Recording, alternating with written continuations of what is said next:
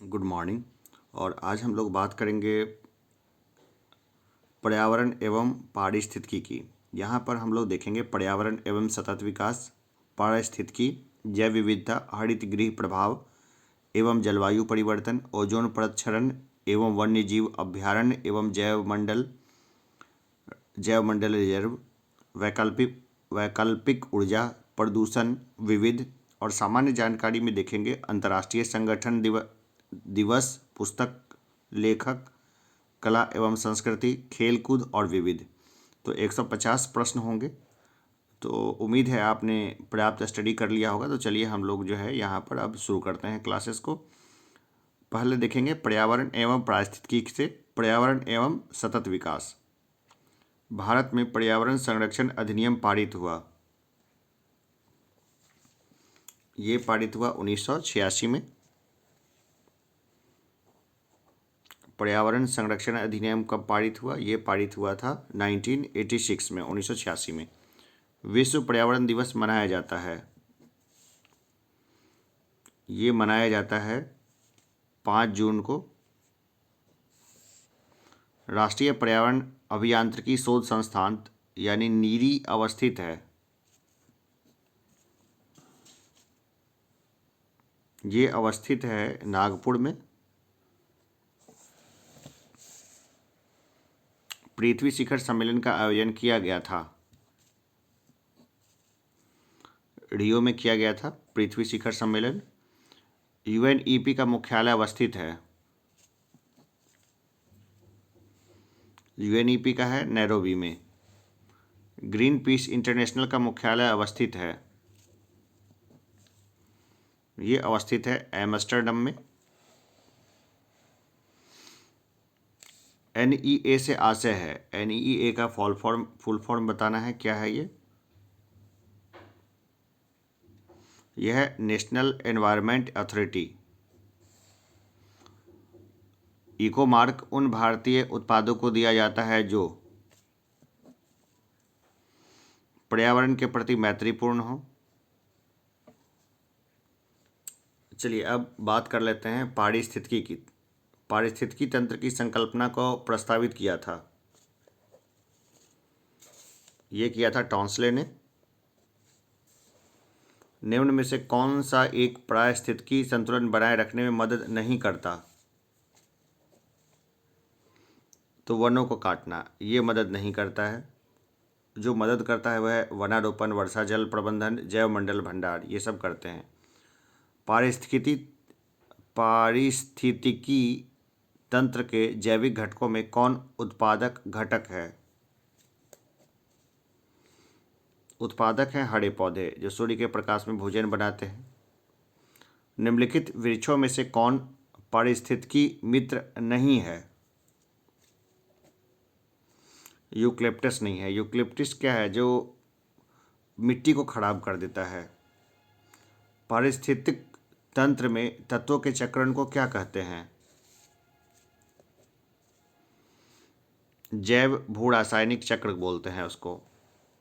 अब जैव विविधता से संबंधित प्रश्नों को देखेंगे। जैव विविधता दिवस कब मनाया जाता है? 29 दिसंबर को जैव विविधता दिवस मनाया जाता है। भारतीय संसद द्वारा जैव विविधता अधिनियम पारित किया गया दिसंबर 2002 में। सबसे लंबा जीवित वृक्ष है तो यह है सिकुआ, है ना। सबसे लंबा जीवित वृक्ष है सिकुआ का। सर्वाधिक जैव विविधता पाई जाती है शांत घाटी में। फूलों की घाटी अवस्थित है, ये उत्तराखंड में है। जीवमंडल आरक्षित परिरक्षण क्षेत्र है, यह है आनुवंशिक विभिन्नता के। जीवमंडल आरक्षित परिरक्षण क्षेत्र हैं आनुवंशिक विभिन्नता के।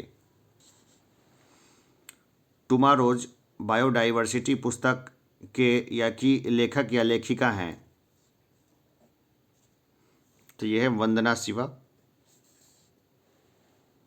हरित गृह प्रभाव एवं जलवायु परिवर्तन से संबंधित प्रश्नों को देखते हैं। निम्नलिखित में से कौन सी प्राकृतिक रूप से पाई जाने वाली ग्रीन हाउस गैस सर्वाधिक ग्रीन हाउस इफेक्ट करती है?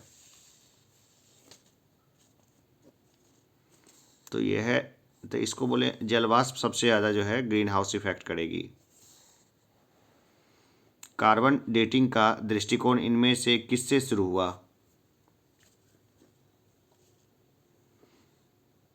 कार्बन क्रेडिट का दृष्टिकोण इनमें से किससे शुरू हुआ? यह हुआ क्योटो प्रोटोकॉल से कार्बन क्रेडिट का मामला शुरू हुआ। निम्न में से कौन सी गैस वैश्विक उष्णता यानी ग्लोबल वार्मिंग के लिए उत्तरदायी है? तो ये देखिए, ये है कार्बन डाइऑक्साइड और मीथेन, ये सबसे बड़ी उत्तरदायी है, खास करके मीथेन। निम्नलिखित में से कौन सी ग्रीन हाउस गैस नहीं है? हाइड्रोजन नहीं है, हाइड्रोजन से कोई ग्रीन हाउस इफेक्ट नहीं होता है। निम्नलिखित में से कौन सी हरित गृह गैस नहीं है? तो ये है नाइट्रोजन। निम्नलिखित में से कौन सी ग्रीन हाउस गैस नहीं है? हाइड्रोजन नहीं है ग्रीन हाउस गैस। भूमंडलीय ऊष्मन की आशंका वायुमंडल में बढ़ती हुई सांद्रता के कारण बढ़ रही है। कार्बन डाइऑक्साइड की बढ़ रही है।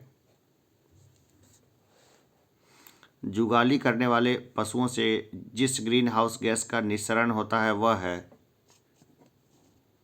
तो वह है मेथेन। ओजोन परत क्षरण की बात करते हैं। ओजोन परत पृथ्वी से करीब ऊंचाई पर है, तो ये ऊंचाई है 20 किलोमीटर। ओजोन परत मुख्यतः कहाँ पाई जाती है? ये पाई जाती है समताप मंडल में। ओजोन परत समताप मंडल।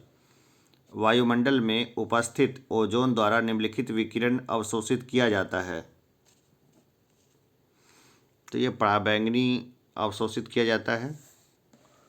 ओजोन परत के संरक्षण का अंतर्राष्ट्रीय दिवस मनाया जाता है 16 सितंबर को।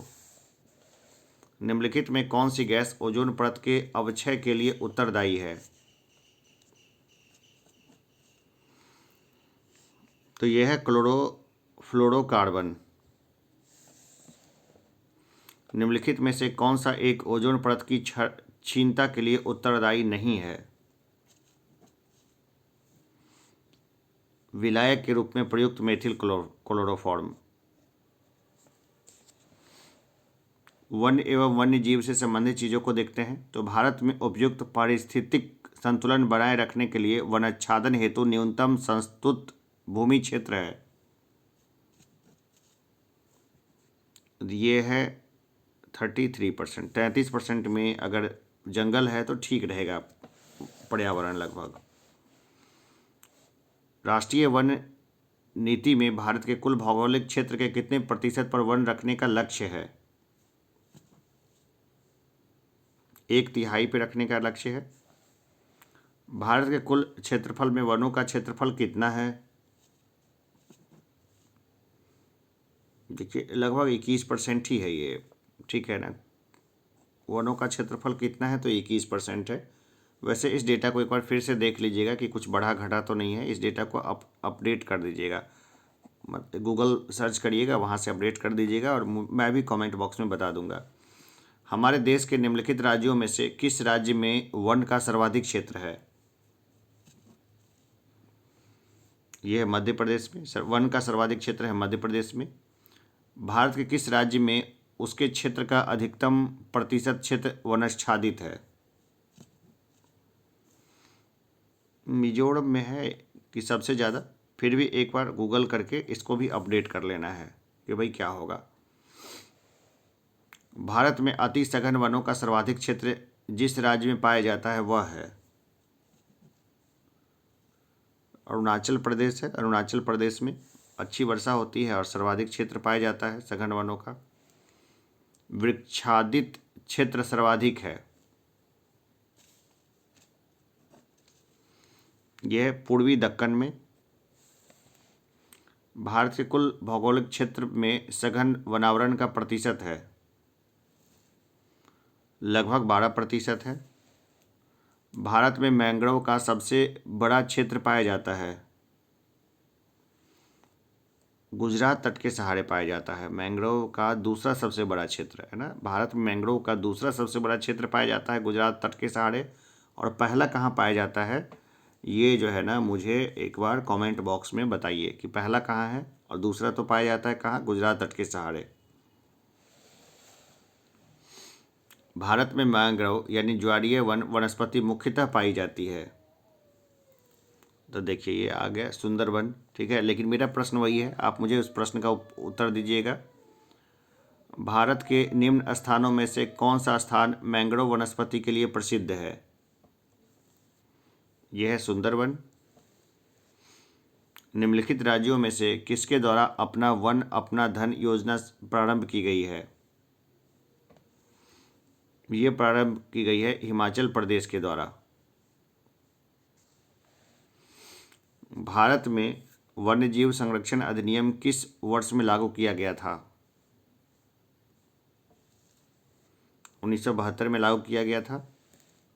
भारतीय वन्यजीव संस्था स्थित है? देहरादून में है ये। वन अनुसंधान संस्था स्थापित है? ये स्थापित है देहरादून में। World wild life fund WWF का प्रतीक कौन सा जानवर है? तो यह है जाइंट पांडा। गैविडियस घड़ियाल बहुतायत में पाया जाता है? ये पाया जाता है गंगा में। ये चिपको आंदोलन मूल रूप से किसके विरुद्ध था?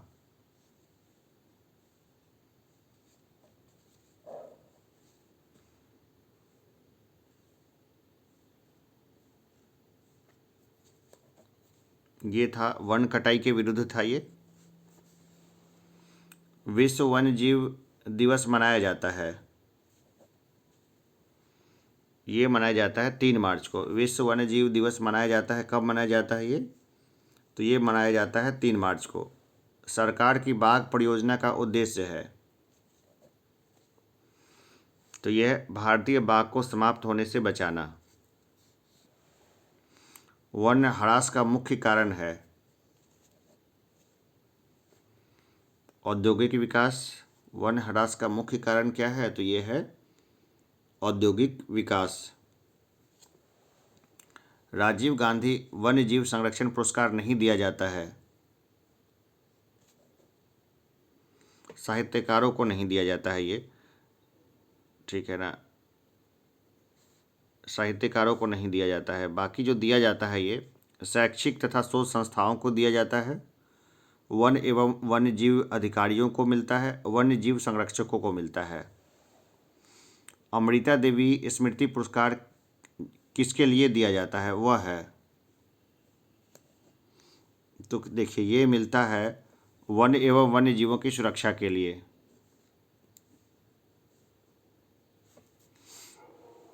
अभ्यारण्य एवं जैव मंडल रिजर्व की बात करते हैं तो निम्नलिखित युग्मों में से कौन सा एक युग्म सही सुमेलित है? तो ये सही सुमेलित है biosphere reserve Edward Suez. Bharat में प्रोजेक्ट टाइगर प्रारंभ किया गया था?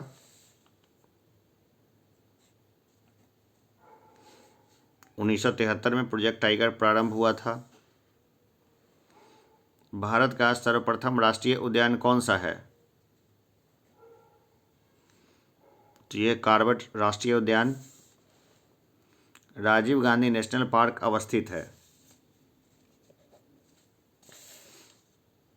ये अवस्थित है कर्नाटक में। पेरियार गेम अभ्यारण्य प्रसिद्ध है? ये प्रसिद्ध है जंगली हाथियों के लिए। बेतला पार्क कहाँ स्थित है? ये है बिहार में। भारत में सबसे बड़ा बाघ आवास पाया जाता है? आंध्र प्रदेश में पाया जाता है। एशियाटिक बबर शेर, एशियाटिक लायन का निवास कहाँ है? तो ये है गिरवन। निम्नलिखित अभयारण्यों में से कौन उल्लिखित संरक्षित प्रजातियों से सुमेलित नहीं है? तो घाना में शेर नहीं है ना, पक्षी क्षेत्र है। जिम कॉर्बेट में बाघ है, काजीरंगा में गैंडा है और पेरियार में हाथी है।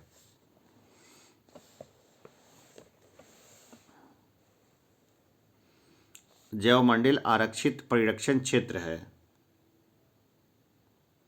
ये कहाँ है? तो ये है जीवमंडल आरक्षित परिरक्षण क्षेत्र है। तो इसके ऑप्शंस में देखते हैं कि आखिर क्या होता है। तो ये होता है आनुवांशिक विभिन्नता के लिए। भारत में हाथी परियोजना की शुरुआत की गई थी 1992 में की गई थी हाथी परियोजना की शुरुआत। जंगली गधों का अभयारण्य कहाँ है? अब देखिए, गुजरात में ही गधे पाए जाते हैं, ठीक है ना, तो गुजरात होगा। जंगली गधों का अभयारण्य गुजरात में। एक सींग वाला गैंडा निम्नलिखित प्रदेशों में से पाया जाता है? ये पश्चिम बंगाल एवं असम में ये पाया जाता है। गिर के शेरों को रखे जाने हेतु किस राष्ट्रीय पार्क अभयारण्य का चयन किया गया है? तो यह है पालपुर कुनो। निम्नलिखित में से कौन सा सही मेल नहीं है? तो ये सही मेल नहीं, उधर पश्चिमी विहार कोडरमा में नहीं है। देखते हैं बाकी की महुआ टाई अभयारण्य ये पलामू में है, तोपचांची अभयारण्य धनबाद में है और लावा लांग अभयारण्य चतरा में है। निम्नलिखित राज्यों में से उस राज्य को चुनिए जिसमें सर्वाधिक संख्या में वन्य जीव अभयारण्य, नेशनल पार्क और अभयारण्य हैं।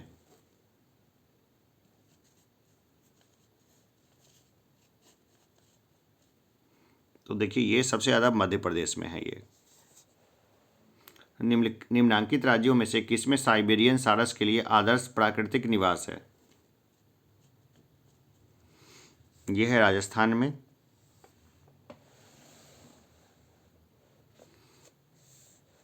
सरिस्का एवं रणथंभौर निम्न में से किन जानवरों के लिए असंरक्षित है?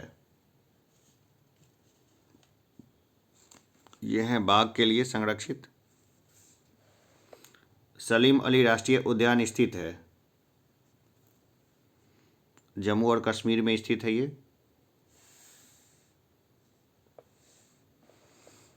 भारत के निम्न टाइगर रिजर्व में से कौन सा मिजोरम में अवस्थित है? ये है दंपा। दंपा जो है ये मिजोरम में अवस्थित है। बाघों का प्रमुख रिजर्व सरिस्का किस राज्य में अवस्थित है?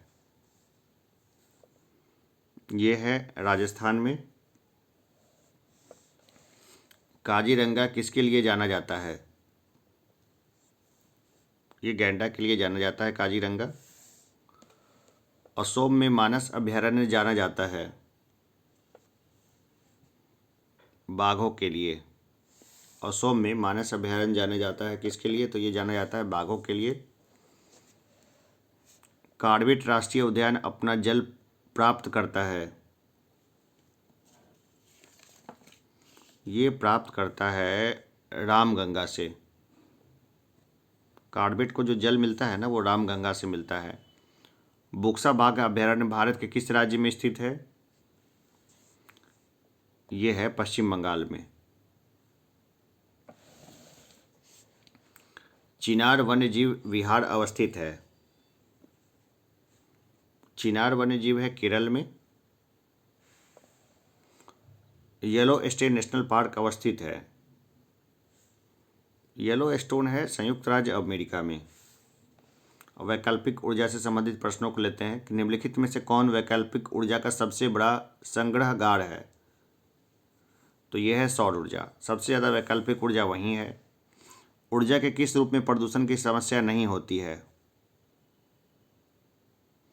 देखिए, जाहिर सी बात है, सौर ऊर्जा में कोई प्रदूषण नहीं होगा।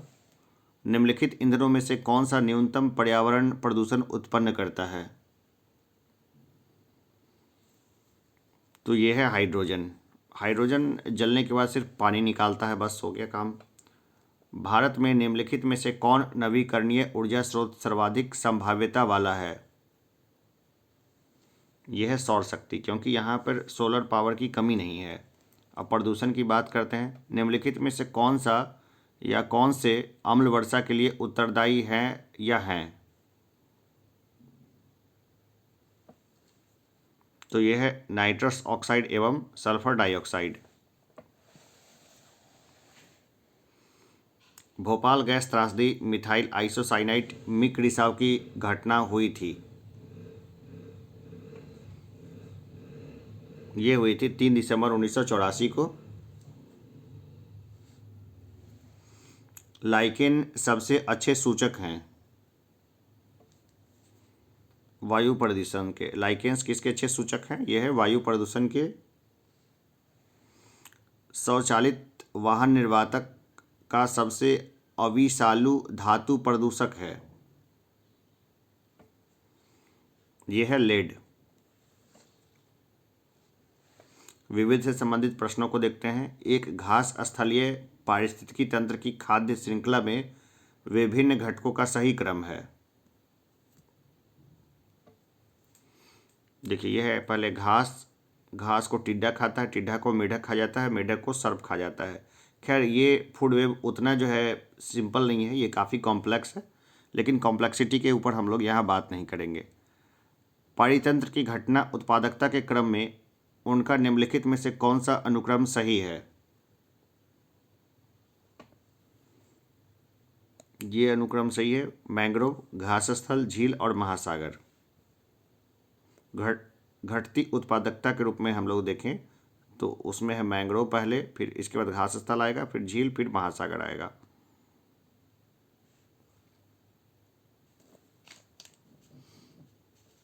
आगे देखते हैं कि निम्नलिखित में से कौन सा युग्म सही सुमेलित है।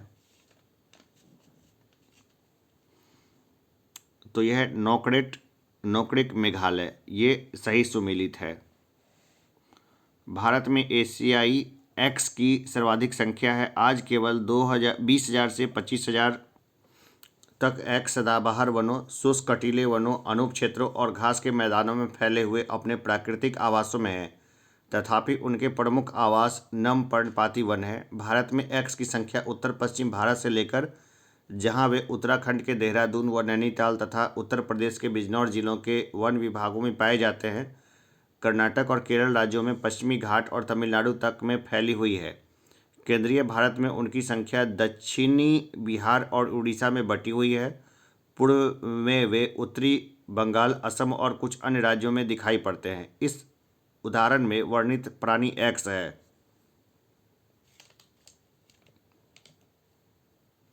तो ये सिंह है वो, ठीक है ना। एक्स का क्या है? सिंह है। एक बार इसको आप फिर से देख लीजिएगा। निम्नलिखित युगों में से कौन सुमेलित नहीं है? देखिए, यहाँ पर मैंने गलत बता दिया था। जो ये प्राणी है ना, ये 20,000, जिसकी एक्स का वैल्यू यहाँ पे सिंह नहीं होगा। इसके कैलकुलेशन को देखें तो ये हाथी ज़्यादा सही बैठता है। इस उदाहरण में वर्णित प्राणी एक्स है, हाथी। चलिए हम लोग आगे बढ़ते हैं। निम्नलिखित युगों में से कौन सुमेलित नहीं है?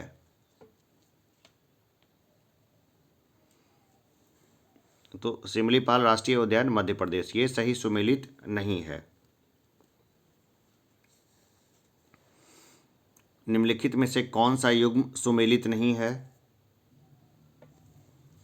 तो देखिए, बुक्सा बिहार, ये सही सुमेलित नहीं है। अभी अभी इसी लेक्चर में मैंने, इसी क्लास में मैंने बताया है कि बुक्सा कहाँ से संबंधित है। वहाँ वो मुझे फटाफट याद करिए, कमेंट बॉक्स में बताइए। अब देखिए, दम्फा मिजोरम में है, नमेरी असम में है, नामदफा अरुणाचल प्रदेश में है। निम्नलिखित में कौन सुमेलित नहीं है? तो बांदीपुर राष्ट्रीय उद्यान तमिलनाडु में नहीं है, काजीरंगा असम में है, कार्बट उत्तराखंड में और संजय राष्ट्रीय उद्यान है मध्य प्रदेश में। निम्नलिखित में से कौन सा युग्म सही सुमेलित है? तो ये दोनों तो सुमेलित नहीं है। है ना। आगे देखते हैं, ये केवलादेव राष्ट्रीय उद्यान भरतपुर, ये सही सुमेलित है। अब देखेंगे सामान्य जानकारी अंतर्राष्ट्रीय संगठन को। संयुक्त राष्ट्र संघ दिवस किस अक्टूबर को मनाया जाता है? ये मनाया जाता है 24 अक्टूबर को। संयुक्त राष्ट्र संघ यूएनओ का मुख्यालय स्थित है, ये स्थित है न्यूयॉर्क में। संयुक्त राष्ट्र संघ की कार्यकारी भाषाएं हैं, यह है अंग्रेजी और फ्रेंच कार्यकारी भाषाएं हैं। संयुक्त राष्ट्र संघ में सुरक्षा परिषद के अस्थायी सदस्यों, वीटो पावर वालों की संख्या है। कितने लोग वीटो कर सकते हैं, कितने सदस्य? तो 5 सदस्य कर सकते हैं, सीधा है। संयुक्त राष्ट्र संघ यूएनओ की सुरक्षा परिषद में कितने अस्थायी सदस्य देश हैं? तो यह है 10। अभी फिलहाल भारत भी अस्थायी सदस्य में शामिल है। संयुक्त राष्ट्र संघ के महासचिव कौन हैं? एंटोनियो गुटेरस हैं। संयुक्त राष्ट्र शिक्षा विज्ञान एवं संस्कृति संगठन यूनेस्को का मुख्यालय कहाँ स्थित है? ये स्थित है पेरिस में। विश्व स्वास्थ्य संगठन WHO का मुख्यालय स्थित है, इसका मुख्यालय जेनेवा में है ना। लोगों को याद ही रहता है, जैसे हम जैसे लोगों ने इसको घोट ही रखा है, ऑप्शन देखने से पहले ही मालूम होता है, जेनेवा। अंतर्राष्ट्रीय न्यायालय कहाँ स्थित है? ये स्थित है द हेग में। अब दिवस की बात करें, शिक्षक दिवस कब मनाया जाता है? 5 सितंबर को मनाया जाता है शिक्षक दिवस।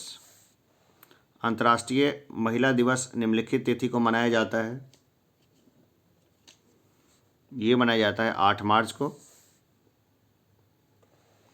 राष्ट्रीय युवा दिवस मनाया जाता है, ये मनाया जाता है 12 जनवरी को। स्वामी विवेकानंद जी के जन्म दिवस के ऊपर ये मनाया जाता है राष्ट्रीय युवा दिवस। अब देखते हैं पुस्तक लेखक को। प्रसिद्ध पुस्तक गीत गोविंद किसके द्वारा लिखी गई? भाई जयदेव जी ने लिखा है गीत गोविंदम।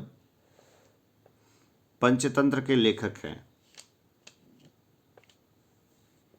ये हैं विष्णु शर्मा। महाभारत के रचयिता हैं, तो ये है वेद व्यास। देखिए रचयिता कैसे लिखा हुआ है इसको भी देख लीजिए, ठीक है ना, क्योंकि जब बीपीएससी का हिंदी का पेपर दीजिएगा आप, तो उसमें शुद्ध करने के लिए ऐसे प्रश्न जो है वो आएंगे। तो साथ साथ सबकी तैयारी होती रहनी चाहिए, प्री मेंस इंटरव्यू सबका तैयारी अलग नहीं है, सब एक ही साथ है।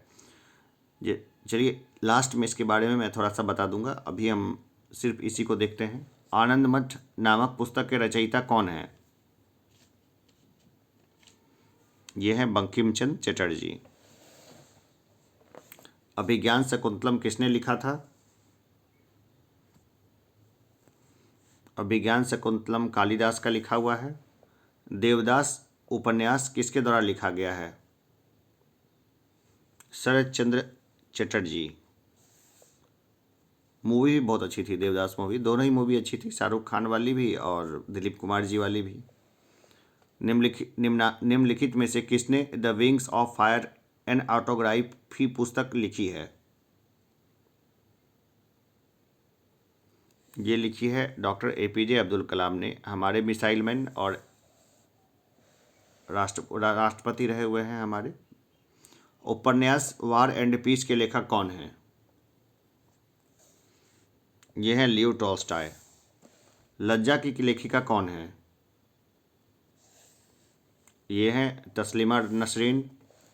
मीन काम्फ पुस्तक का लेखक कौन है? ये हैं Rudolf Hitler. Discovery of India नामक पुस्तक किसने लिखी थी? जवाहरलाल नेहरू ने लिखी थी discovery of India. India wins freedom पुस्तक के लेखक कौन हैं? ये हैं मौलाना अबुल कलाम आज़ाद। वंदे मातरम गीत की रचना किसने की?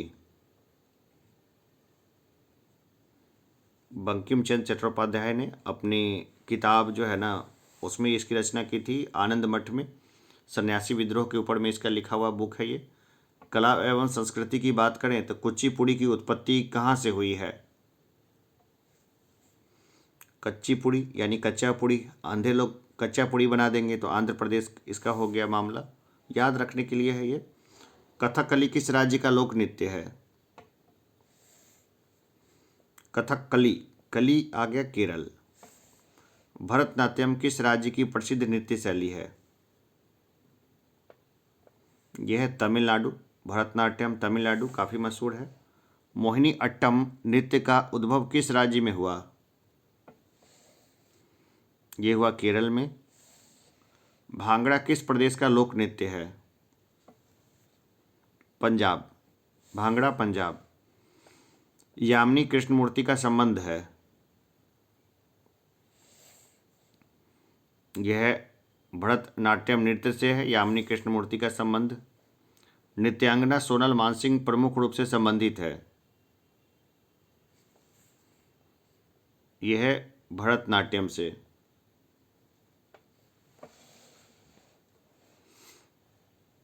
बिहू किस राज्य का त्यौहार है? यह है असम का। बिहू है असम का। ओणम पर्व मनाया जाता है? केरल में मनाया जाता है ओणम।